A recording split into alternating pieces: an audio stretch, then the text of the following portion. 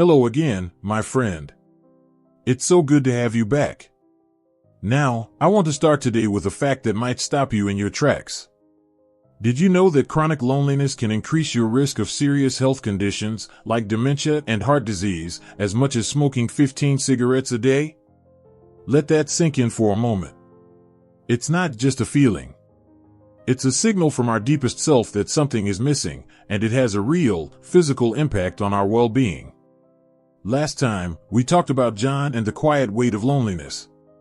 Today, we're going to go deeper. Because loneliness is a clever shapeshifter. It often doesn't announce itself with a dramatic cry. It instead leaves little clues in our everyday lives, clues we might be brushing off as just getting older or having a bad day. What if loneliness isn't always what it seems? What if it's whispering to you in ways you haven't even recognized? So today, we're going to become detectives of our own hearts. We're going to look at 5 hidden signs of loneliness after 60, signs you might be ignoring. And by bringing them into the light, we take away their power and open the door to healing. Now that we know what we're looking for, let's walk gently into this together. The first sign is so subtle, it often masquerades as comfort. It's the muted world. Have you ever noticed the volume on your life slowly turning down? It's not that you've stopped enjoying things, but the colors might seem a little less vibrant. Your favorite jazz record doesn't quite swing the way it used to, and the taste of your morning coffee feels flat. It's like watching the world through a window on a rainy day. This isn't just nostalgia, it's a neurological response. When we lack meaningful connection, our brains can produce less dopamine, the chemical responsible for pleasure and reward. So the things that once brought us joy simply don't pack the same punch. I think of my friend, Helen.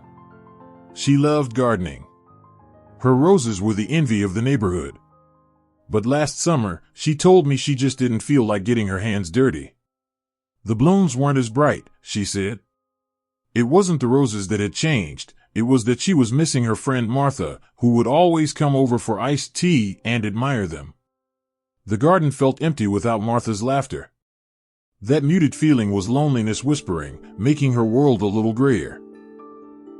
And that leads us perfectly to the second sign, which is all about our routines.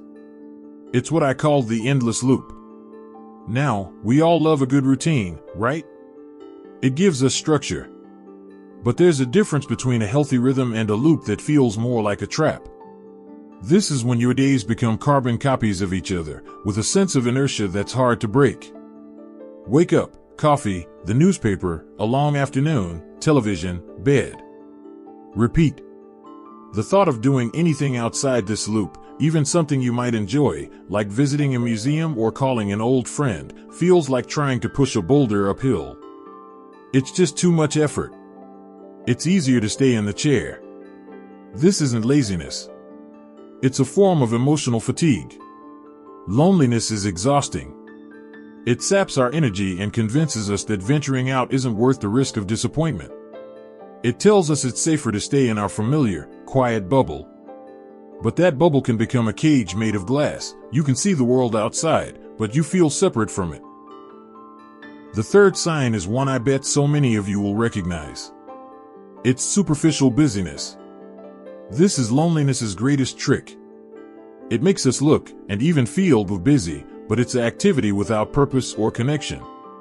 It's spending hours organizing the linen closet for the third time. It's driving to 3 different grocery stores to compare prices on green beans. It's scrolling through Facebook for hours, watching other people's lives unfold, without ever truly engaging. You're in motion all day, but when your head hits the pillow at night, you can't point to a single moment of real human connection. You're filling time, not fulfilling your need for companionship. It's like being a ghost in your own home, moving things around but leaving no real imprint. This busyness is a shield. It protects us from having to sit in the quiet and acknowledge the ache of isolation. It's a defense mechanism, and a brilliant one, but it ultimately leaves us emptier than before. Now, the fourth sign is more physical, and it's often mistaken for just aging. It's the body that whispers, and sometimes shouts. We talked about that shocking statistic at the beginning, but long before a major diagnosis, our bodies send tiny signals. It's that low-grade headache that Tylenol won't touch. It's a stomach that feels constantly uneasy. It's muscle aches and pains that seem to have no physical cause.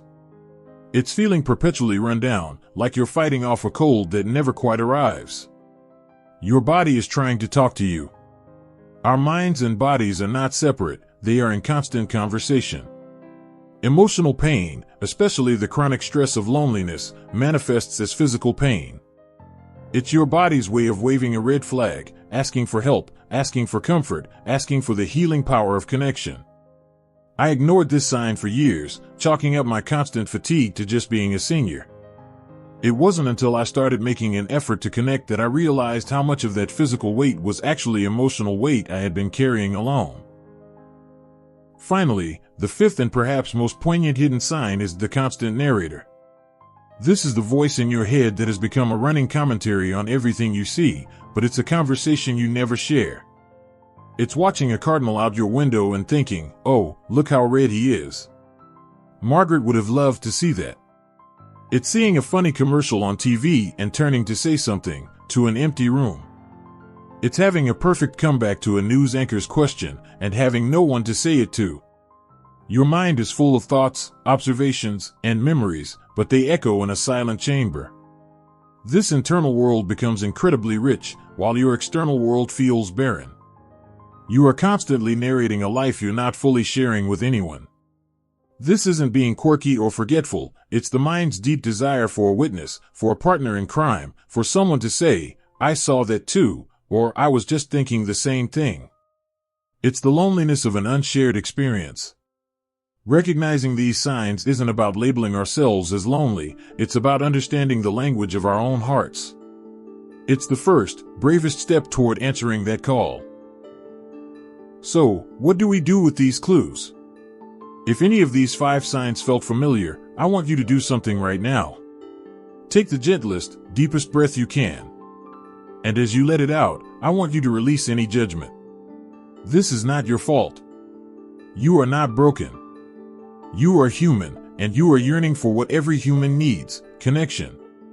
The beautiful, hopeful truth is that now that you can spot these hidden signs, you can gently begin to change the story. And this doesn't have to be overwhelming. It starts with one small, concrete step. Here are a few very practical ideas you can try this very week. First, schedule a recurring video call. Don't just say "I'll call soon."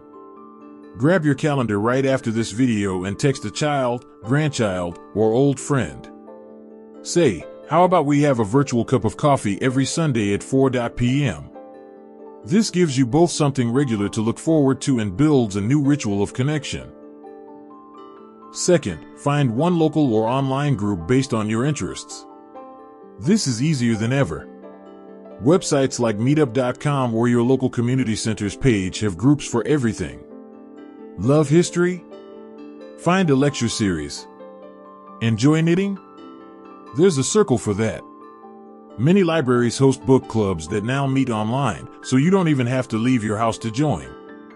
The goal isn't to make 100 friends, but to be in a room with people who share your passion. Third, redefine an errand as a social mission.